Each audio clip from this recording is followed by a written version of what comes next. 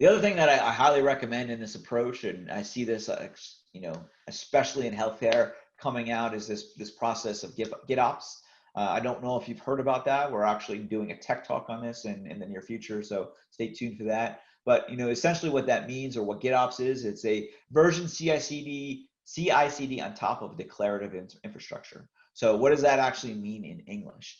It really means that we declare everything as a definition for everything, whether that be infrastructure as code, configurations, operations. It's all code. So no matter what we do, it's all documented and stored in a Git repository. So I don't know why, as an industry, it took us so long to get here for this, but developers checking code. Why don't operations? And GitOps is essentially taking that leap and forcing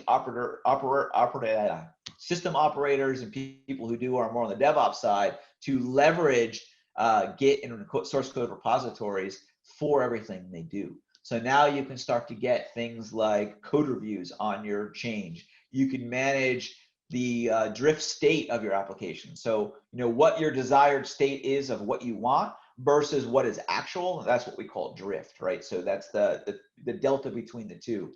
And we can actually set up a software agent, for instance, that will monitor that drift. And as it starts to get too far out of line, we can essentially kill it and restart the process and rebuild that environment.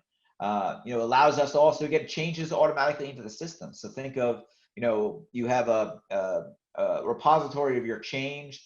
You check it into the repository, so it's committed in there. It's now immutable, so that you can never go back and delete it. And you have somebody review it. You can look at it and say, hey, that's what I want. So yes, you approve it, and then it'll automatically get applied into the system. The system will read it and rebuild it.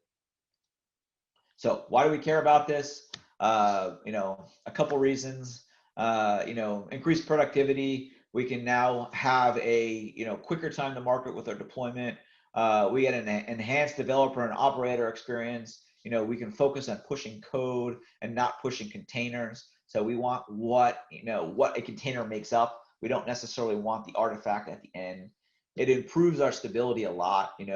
We have a history of everything that's ever been done, from the audit log of all the changes, what's living out there. We can use it for, compliance, SOC 2 compliance or HIPAA compliance or anything like that. You can go back and look through all the changes that have been done through the system. We get high reliability for the system. You have a single source of truth for everything that has been changed. And we have stronger security guardrails as well. So, we can back that through,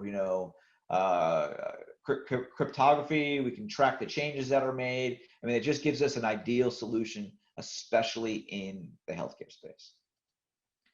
What this would look like, just to kind of give a quick overview from the visual perspective, you have a developer who changes code. That code is then changed and picked up by a CI process, which pushes it into some sort of container registry and then deployed in the environment. But at the same time, you have an ops person who's essentially updating a state repository in the form of a Git repository, and then the environment is actually pulling that configuration from there. So you get a merge of the development code and the operator code in your ideal environment in which you're trying to get. So looks simple here, not as simple as to implement, but can certainly help and design some of these systems. But this is really where you want to be. This is where you guys should be thinking about. This is where the industry is leading. So time to get ahead of it and really cement yourself in there and time to implement it.